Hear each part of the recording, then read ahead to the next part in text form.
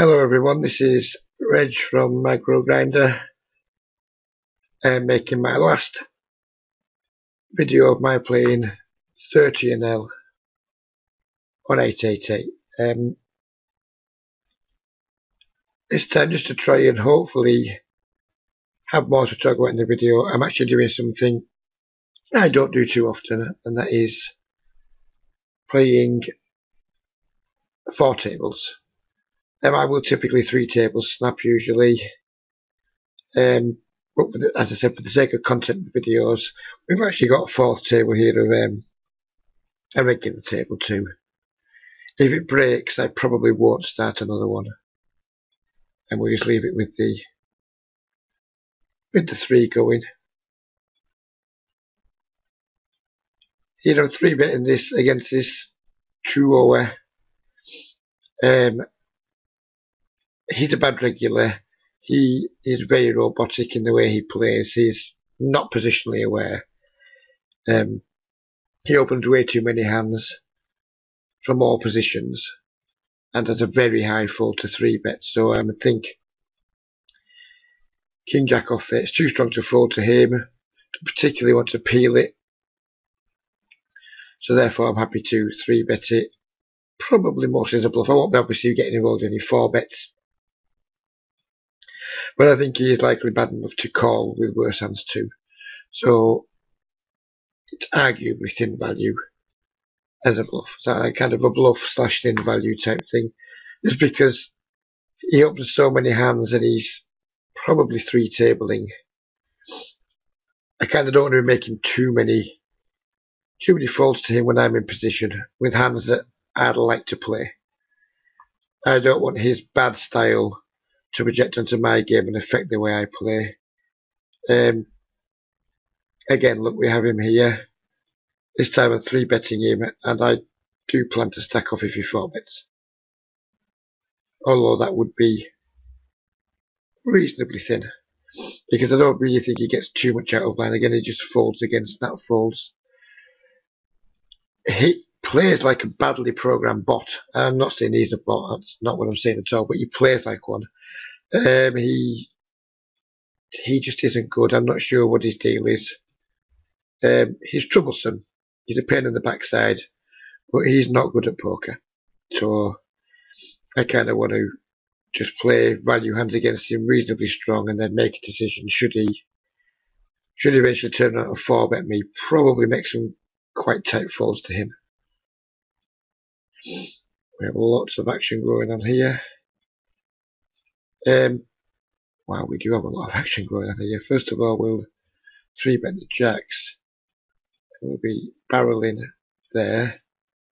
Here, I'm just going to call and hope Jimmy Moirak jams over me, which he doesn't do. Wow, we have tons of action. I mean, these kings, I actually think it's... I mean, obviously we're never going to fold kings pre-flop, but if ever there was a reason to start a thread of should I fold kings pre, this is pretty much that situation. We have... wow, it's upset over here. It's all happening. We have an under the gun raise. My squeeze, my 3-bet from the small blind looks strong. We have a cold 4-bet jam, and over the top by the under the gun. I expect him against aces a lot here, but clearly we can't fold. And that's why. And here we just obviously stack off there. Wow, it's had a lot of action. Well, that was an exciting start to the video. It's nice to run good. But that is why when we see these threads on various forums about should I fold king pre, that is a good example of why the answer should always be no. Because both them guys are doing a good job of ripping really strong hands there. And they do both have strong hands. But as you saw, neither of them had aces. I suspect some people would strongly consider folding there. We discussed it in the video, but I never considered folding. I was always going to call. And sorry to the guys if they thought I was slower than them. I wasn't. I just kind of took my time over it because I wanted to just discuss the point. So if you are watching this video and you were in that pot, I do apologise. It wasn't an intentional slow roll.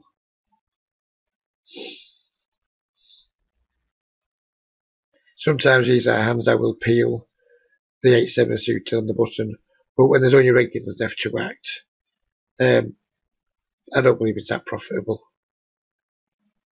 to call with them kind of hands. Regulars are just pretty good these days. They're just not going stacking off on the kind of boards that I'd want to stack off with an 8-7 too often, too lightly. If there was some weaker players to act behind me, I would absolutely have called there, because they're the kind of players I want to play these hands against. Here I'm tempted to go for some very thin value, but I think it's too thin. I think what's going to happen here is we're going to go check a lot, and I'm going to win, or we're going to check. He's going to bet, and I'm going to have to fold. It's kind of what's going to have to happen here. Because I just think he's on the spot. It's just too thin. We're not almost certainly, but we very often have the best hand there. But there is just literally almost no cards, no hands you can expect to call us with that are worse. So we kind of just have to just check fold and then just win a small pot when it checks through. I don't know these two players in the blind, so I'm going to just call here against this guy who I believe is one of the better regulars in the games. And we'll consider trying to outplay him in some spots post-flop because of how deep we are. Here we have pretty standard squeeze spot. And now I'm just going to triple barrel against this guy here, because to dry board, I think he's going to find it hard to check call 3 streets. If he's checking a king to me 3 times, well, fair play to him. Against me, typically that wouldn't be a good play, calling my triple barrels here. It isn't going to make anyone a lot of money long term, but because we're deep, that's why I'm going for it. We can put quite a lot of pressure on.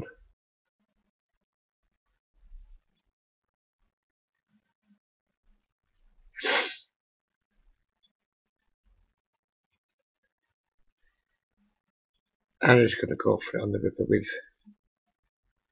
with a large bet, because I think his range for doing this is going to be hands like pocket queens, pocket jacks, maybe pocket tens, and I think we do have to empty the clip here to make him fold them type of hands. And while we turned up with ace king, which is, well, it's quite surprising.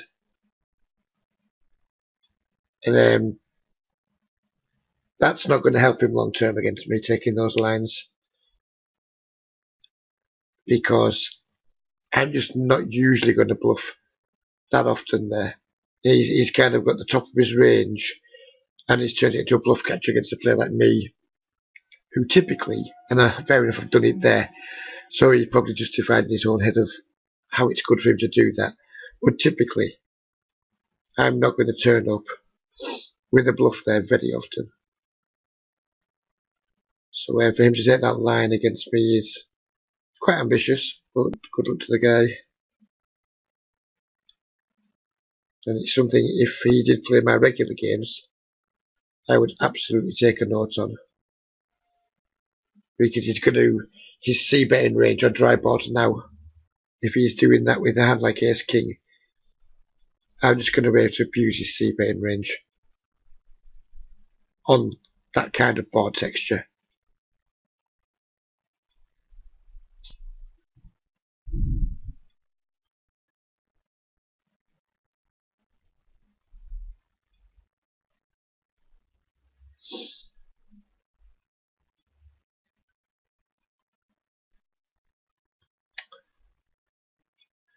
Here I'm just going to stab, because the regular, if he had a real hand, he almost certainly would have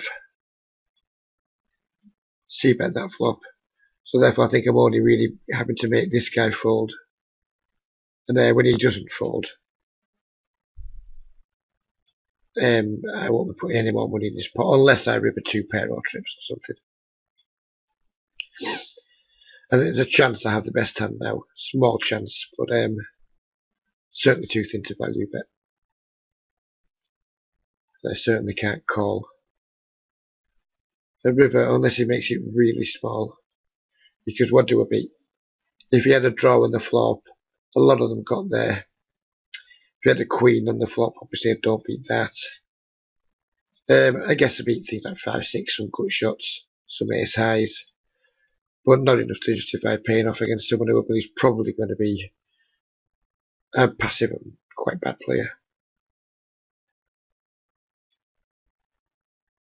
Here I'm just going to play my hand like a bluff catcher, because I don't believe I can get any value.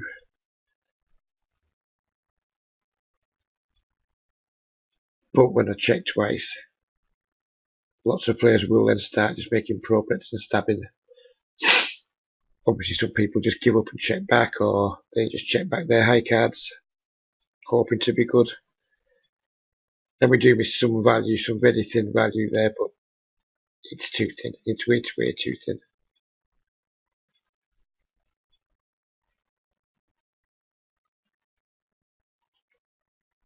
I don't always set mine here, but this ML Express character, he is a, and apologies again if you're watching, but he is not a good regular. He's pre-flop raise is way too low, which means our implied odds when we have set is are way higher, because I think he, from memory, plays something like 26-7 or something. So therefore, when we do hit a set, it's just way more likely we're going to get paid off by the guy when he's had his over pairs, or when he flops something he likes. Which is why I set mine. Against a lot of regulars, I wouldn't set mine there. As I've touched in previous videos, I don't mind set mining too much, but if it's just against regulars and regulars only, I don't think it's necessarily that good. I'd like to see a little bit of extra value in there somehow by either having a player like that in the pot, who I know is going to overvalue hands post flop and overplay over pairs, or have a weak player in the pot who is just going to play badly against me post flop and make way more mistakes than a regular would make.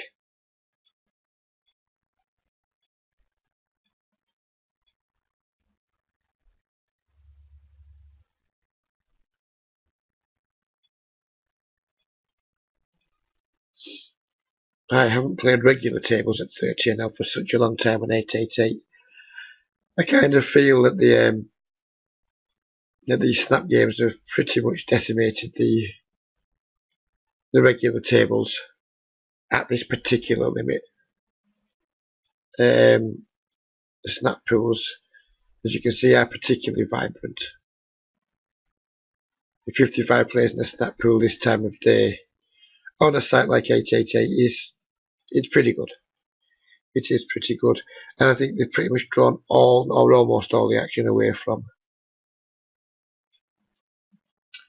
that pool, which is a shame, because it wasn't a terrible bridge for people going from 20 now to 15. It's quite a jump, and 30 and is quite a nice bridge between that for the people who are playing static tables. But having said that, it was never really a robust limit. People didn't seem to play it that much. I was never in love with the games, and I think these snap games are far better. Here, when this guy just half pots it, I'm going to go for a check raise, because I think if people typically bet larger with the value hands, some people don't, obviously, and I could be owning myself here against him if he's sort of like doing this, his pocket sevens, pocket eights, playing not on folding. But I expect him to fold ace high a bunch here. When he calls, I'm not going to put any more money in the pot. I've learned my lesson the hard way of, once I go for raises, try to exploit, and I believe, a weak sizings, and then barreling off. I've learned the hard way that it doesn't necessarily work too well. People just aren't that inclined to fold, so in that case, I'm just going to give up and expect him to have like a medium to. I don't think he's ever got aces or kings. I think they definitely bet them much bigger. But I expect to have a medium pair that he's just not going to fold there. Here again, I'm going for the same reason. Is the weak donk betting to me. This wouldn't work against a lot of players because I rep almost nothing here when I raise on this board. But I'm just attacking the bet sizing again.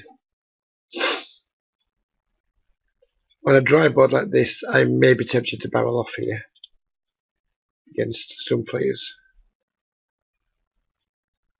This player being one of them. Because it's just so hard for him to have a really strong hand. And if he wants to look me up with ace highs or pocket pairs, well then good luck to him. And when he jams on me, it's a really, but from his perspective, if he's doing this with value with 9x or pocket threes, it's a really bad jam because it's just so hard for me to have something that wants to call here.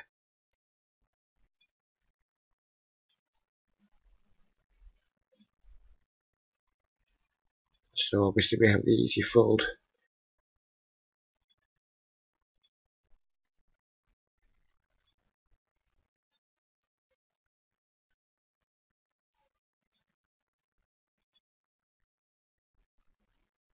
And then the last two hands we played there, it kind of validates a lot of my beliefs about these games, and that is they are really passive. So when people are putting bets in, even if they are badly sized, it's generally a good indication that they like the hand, and people are just not that inclined to fold. So I probably shouldn't be attacking weak bet sizes as much as I do in these games, because generally they are passive, and even though people are just like donking or c-betting half pot, maybe just under half pot, so theoretically we have some good raise spots. I just don't think people are that inclined and really that good at bet folding, which is something that I quite often have with my students, and that is learning to bet fold is going to be something really good for us to learn in these games, because I see so many players that come to me for help and they just don't do bet folding. They take check call lines way too often, and it's just not that hard to bet fold. They miss so much value with hands that I would happily be value betting. So when they are betting, and the reason that they take check call lines is it's because, and no offense to the people that I work with, but we've had this conversation with them, is because they're just bad at bet folding, and because they know they're bad at bet folding, their fix for it is to just not bet, which isn't really the best fix. In fact, it's the worst fix by a long way, because what you typically end up doing then is never getting value for your medium to strong hands that you don't really want to bet, because you know it's a bet fold and you haven't got the confidence to actually make the fold. So you end up not getting value, and then when we take the check call line, because games are passive, we always end up paying off. So we're getting the worst of both worlds. We're not getting the value. At times these passive players are going to be calling us with worse top pairs, with just top pairs, with under pairs. We're missing all that value, and then we are always paying off when they do have hands that are better than ours. So it's definitely something most players can work on. But it's, as I said, the couple of hands where I have gone after people's weak bet sizes does kind of demonstrate that point, and it's a point that I'm beginning to become more and more, have more and more belief in, and that is people are just terrible at bet folding. So therefore, perhaps attacking weak bet sizes is probably not the best players of bluff, which I have been doing because of that.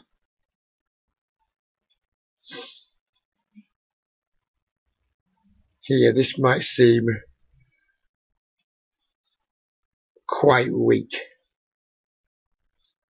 but I'm just going to fold here. I have two jacks. When I call, my hand is typically going to be pretty much face up as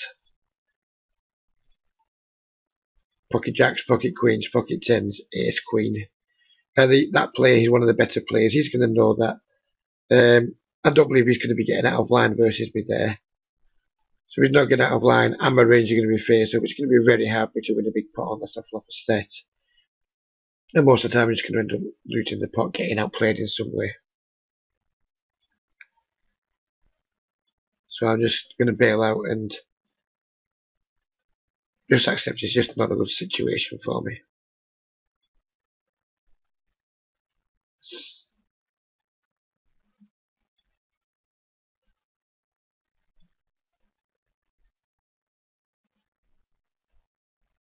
And this guy's got the red tag, but I've seen him play a few things this session now, which is making me believe that I may have a misread on this guy, because I get the impression he's actually not a regular, or certainly not a good regular. So I may need to reassess that tag on that particular player. I'm going to make a larger 3-bet than you would typically see against min ranges here, just because of our stack depth. I'm not going to allow his raise size to influence my raise size, my 3-bet size, when we're as deep as we are. I think that's a pretty big mistake a lot of people make. The 3-bet to say 210 or 240 there, and there's just lots and lots and lots of money behind. He's going to be getting much better implied odds on his money. And we just want to kind of start building a big pot. We've got a lot of money to get in this pot with what's almost certainly the best hand. And if we make it 240, we can't really start making the appropriately sized bets.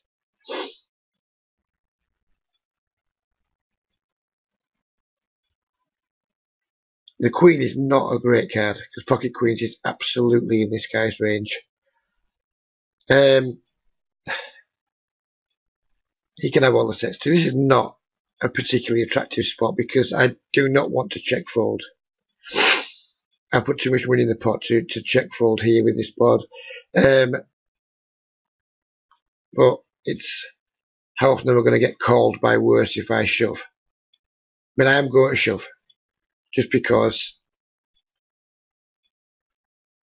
I think it's probably just about my best line. But I'm not happy, and I think that a lot of times if he does call, he will have me beat. But I'd rather bet here. If I'm going to lose another $33 in this pot, I'd rather lose it by betting than by check calling it when I don't believe he's going to bluff. I believe he's going to check back a lot of hands like 10s, jacks, 9s. So therefore, if I'm going to put another $30 in, I may as well put it in on my terms as put it in on his terms, when his range is going to be.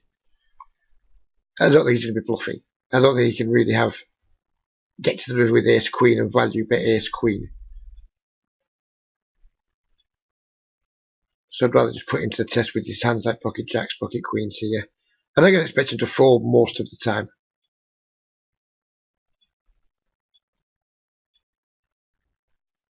That is typically the spot where I see a ton of players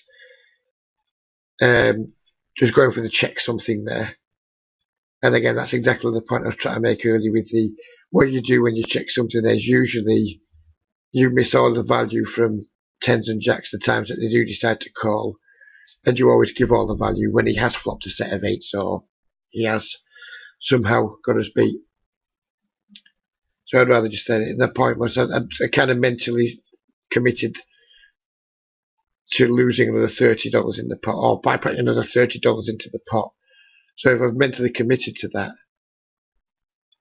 I think it's better just to put it in myself and then sometimes get the call rather than put it in when he bets, and I'm almost always going to be bad.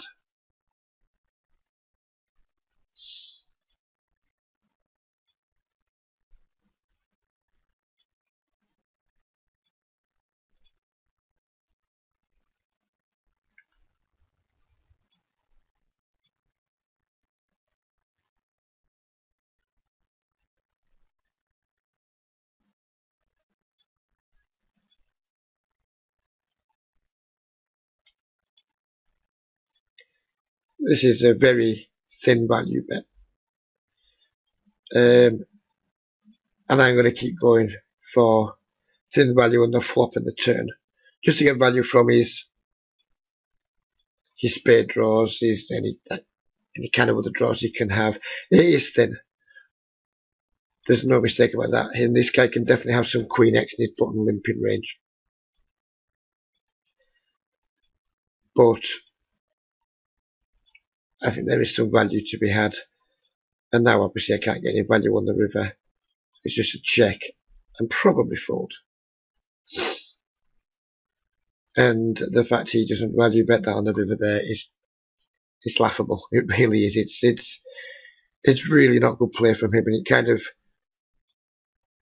again, it touched on the point that I made earlier. People are just rubbish at betting most of the time.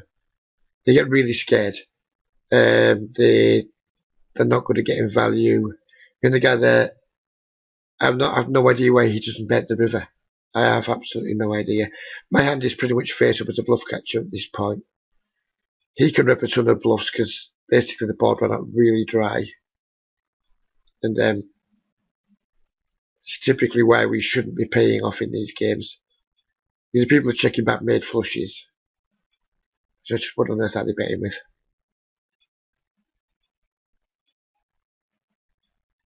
So I'm happy with the way I played that hand. I actually was considering calling the river if he made a small bet. So he has absolutely misvalued there. But given what we talked about on some of these hands today, it is kind of giving me a little bit of pause for thought about maybe some of my lines. Now I'm actually verbalizing them in a video. If I should really just switch to a massive, just refuse to ever pay off in these, if I ever play in these games again after this video series, maybe just never ever pay off in them, because we just see people continually checking back with hands they should be bluffing with because they just missed everything.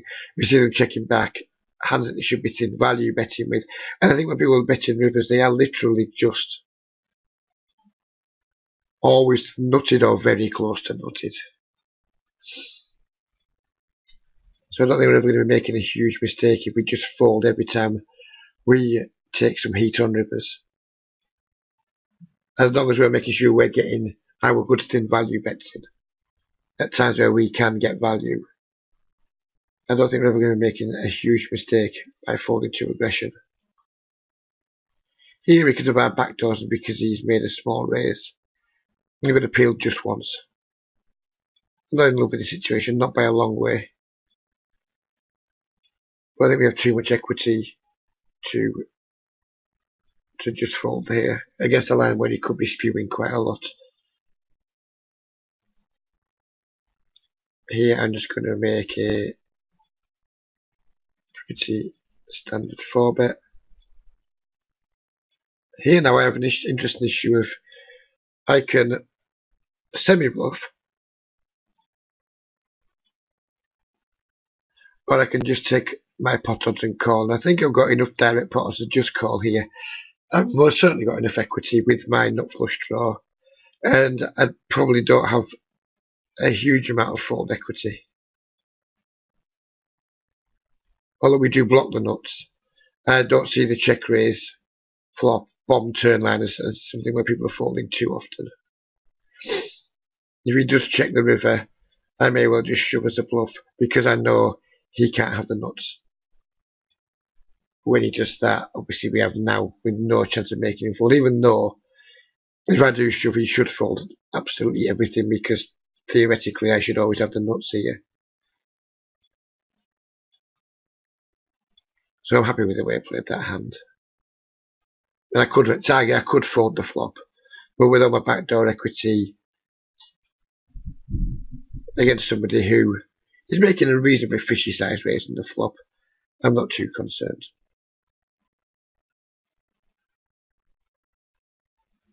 Against his MLX place, I'm just going to treat him like a fish and isolate him. And I presume he must make some money in the games, he's in them enough. But maybe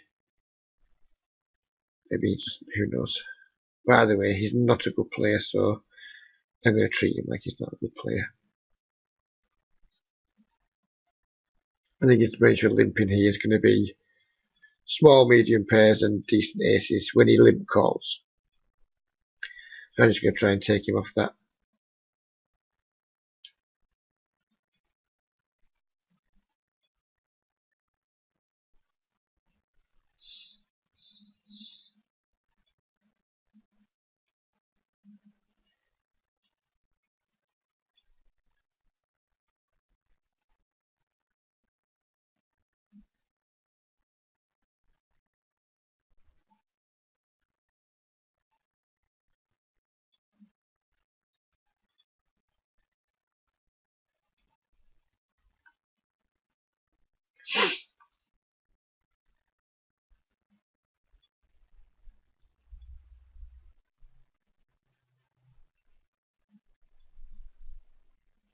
Interesting race size there from a gentleman.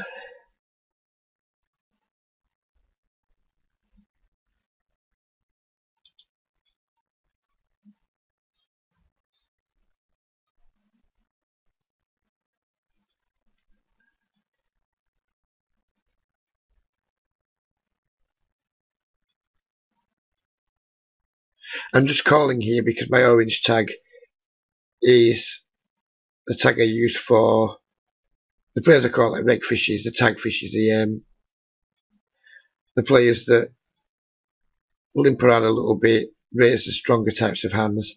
This is really quite interesting now because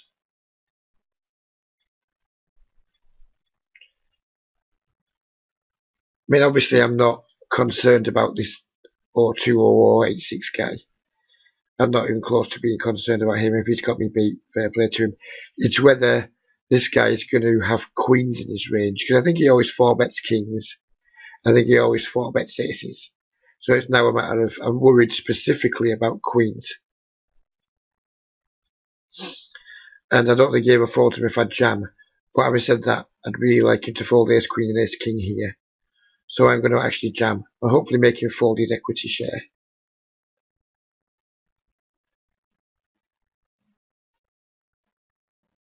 And then maybe lose a flip, big deal. It's absolutely fascinating.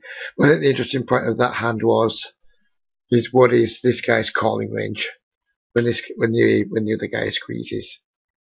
And if I think he's got two queens in it, jamming there is pretty bad. But I think he's probably going to be bad enough to just flat with ace king, ace queen and stuff there. And if that's the case, it's really quite a big deal if I can make him fold that. It makes a big difference because there's quite a lot of money in the pot already. If I can push him up his equity share in a pot that's already up to whatever it was at the time, maybe almost 30 blinds, that's a pretty big deal.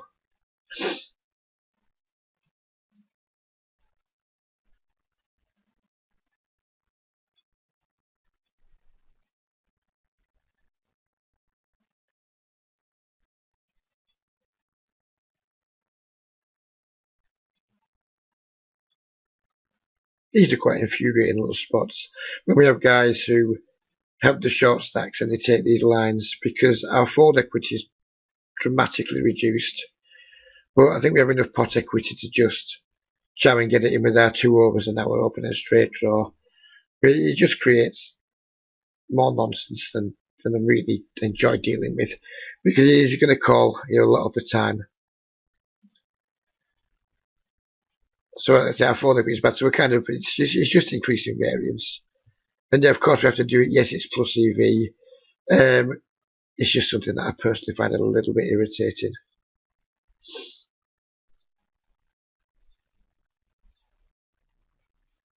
But obviously we can't call there because his stack's so small. We call, he's going to jam the turn most of the time because the stack's going to be at the point where the pot's going to be at a point where he's kind of only got the one option. So, I mean, obviously it's not terrible to get it in there. But facing donk bets in those situations are reasonably annoying.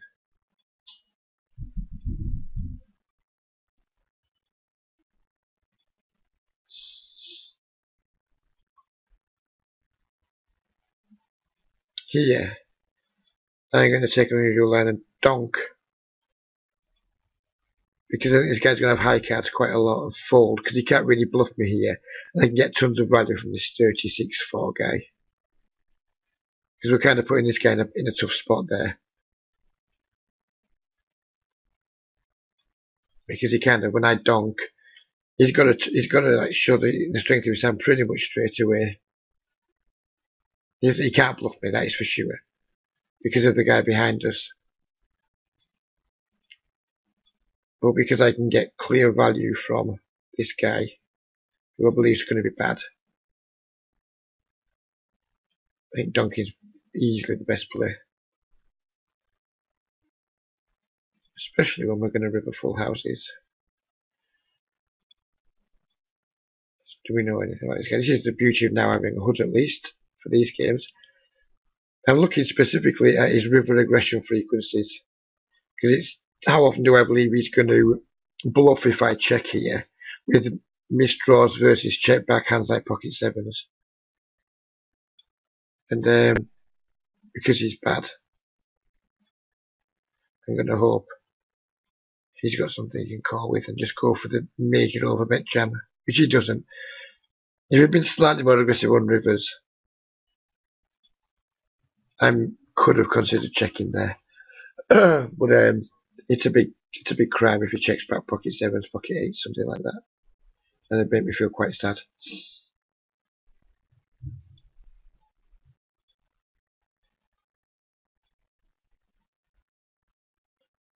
I don't feel as though I played particularly well this session, and I think it's because I played the extra tables. Something I excuse me. Something I regularly tell all my students is drop the amount of tables you play in. Don't play as many. Allow yourself to use your skills to go through the thought process you need to go through. I think when you're getting upwards of 700 hands per hour, lots of players struggle to actually go through the correct thought processes on every hand and give every hand as much attention as it deserves. So you end up kind of autopilot in some spots, and then there's certainly leaking some money. Now we have to balance that against the extra money we make by just increasing our volume, which obviously our hourly will increase slightly, you would imagine, but at some point it's going to become a losing proposition for us to add more tables. I think 4 tables in this situation, like doing something like this, is my absolute limit. I typically tend to lose red line when I'm doing this, and that's usually because I don't quite make as many thin value bets. I don't quite pick up as many pots that nobody wants, and then against that you have to value against. I get more opportunities to make fat value bets, but right now I'm feeling just a little bit rushed, especially trying to commentate on the hands too, and I don't feel like I have played as well as I could do. So if what I'm saying to you does ring true with you too, you know that when you're playing you sometimes feel just that little bit rushed and you don't always make the best decisions, just consider dropping 1 table and focusing on playing a higher quality game, and hopefully the 200 or so hands an hour you lose will be compensated for by perhaps increasing your win rate by maybe up to 2 or 3 big blinds 100.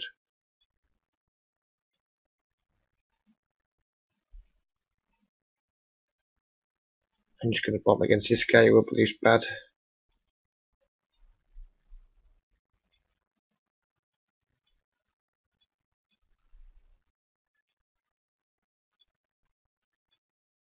That is clearly a pretty terrible river.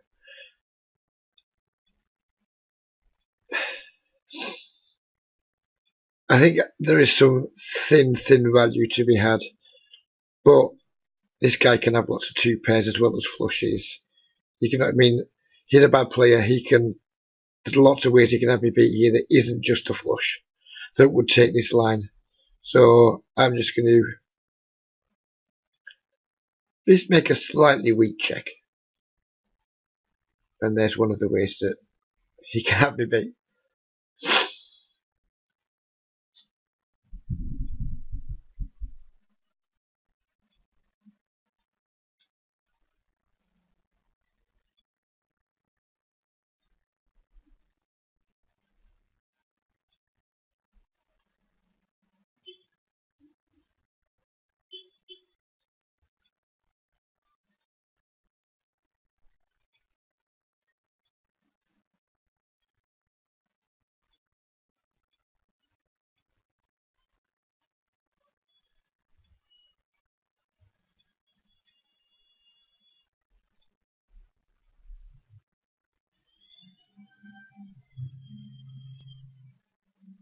I had to believe that when we're making a 4-tabling video, we just have almost a minute of nothing happening, which is quite unusual.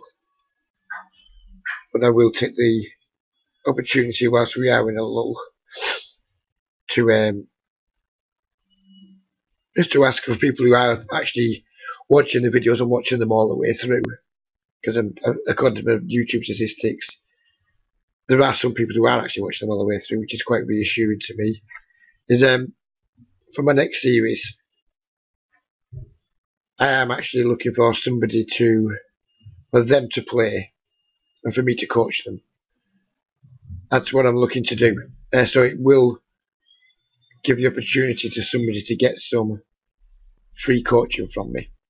What the requirements on you would be, you'd need to be available to play at least one session per week at a time that's more suitable to me than you, because I need to then make the videos and start producing them and rendering them. So if you do feel you would like to be part of my next 6 video series and get 6 free sessions from me, please do join MicroGrinder and PM me. If you're on Reddit and watching this, which is Reddit is typically another place where I place my videos, and you do want to do it, please do join MicroGrinder and PM me. I won't be taking just Redditors, because a lot of why I make these videos is to help draw traffic to my friend's website, MicroGrinder.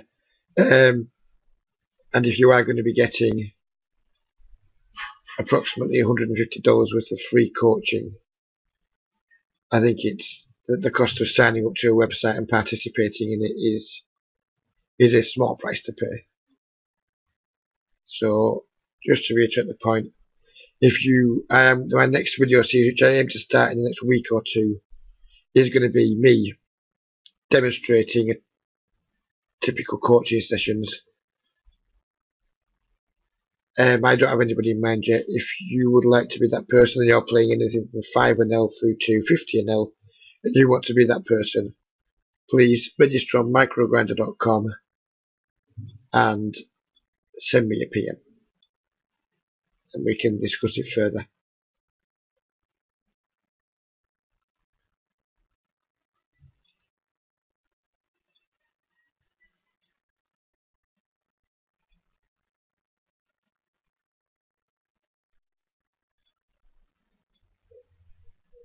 I'm really not sure how long this video has gone for now. I'm probably just going to play just a few more minutes. The games do seem to have died off somewhat. There seems to be less action in the pools these last 5 or 10 minutes, and that might sound silly, but typically you can kind of tell when the games are just died off, starting to be a bit more reggy. The games do just when you go through spells when nothing's happening, and that's generally because there's not as many weaker players kicking around to generate the action. So once the sessions do tend to hit flat spots like this, it's usually a good indication for me to reassess the pool and think, is there much value in me playing now? And usually there isn't. Usually there's not much going on, so it's best just to bail. There's no point playing just for the sake of playing. Typically we want to be playing when games are good and not playing when they're kind of going a bit bad. So we don't burn out very much. We protect ourselves from burning out. We ensure that we're usually playing under good conditions for us, which is going to help us maximise our win rate. So I am going to be sitting out at all these tables now. Typically I don't call squeezes with these sort of hands, but because this guy looks to be pretty big fish, I am going to call and just hope to smash the flop, which sadly I didn't do. I'm going to call this donk bet because donk bets are the weirdest things ever, and I think it's too weak to just fold there. I don't think there's any value in betting. If I had the 9 of diamonds I could consider it, but no, I don't think there's much value, and I will call a small river bet here because you can have some 7x. I won't be calling a large river bet. He checks again. Kind of want to bet to get some value from 7x. But again, people are just so passive in these games. I wouldn't be at all surprised to see him have a weak king here. As it happens, he had a good shot, so fair play to him there. Or at least trying to win the pot on the flop. I mean, he probably should have continued his aggression when the diamond hit the turn. But again, as I've said numerous times in this video, people are generally just passive in these games. So the one takeaway we can take from this series, if you are playing 30 on 888 or 25 on sites other than PokerStars, where games are generally softer, is do not be a payoff wizard. It's the one thing that is going to hinder your progress more than anything else. Just learn to bet more. Learn to bet more and respect aggression. That way you will ensure that you are getting more value for your hands than you have been getting, and you'll also ensure that you are not paying off as much as perhaps you have been doing. And if you're doing both of those things, they're two big improvements that you can make on your game that are going to help push you to the next limit. I hope you have enjoyed the series. I think we've made 5 or 6 videos, I'm not sure which. Like I said, I'm really looking forward to the next series, which hopefully will be me coaching somebody to, well, 1, help them, to 2, help my profile raise as a coach, and 3, just let people see what happens during a typical coaching session with me, which will hopefully help bring me more business in the long term. So that's all for now. Thank you very much for watching, and take care.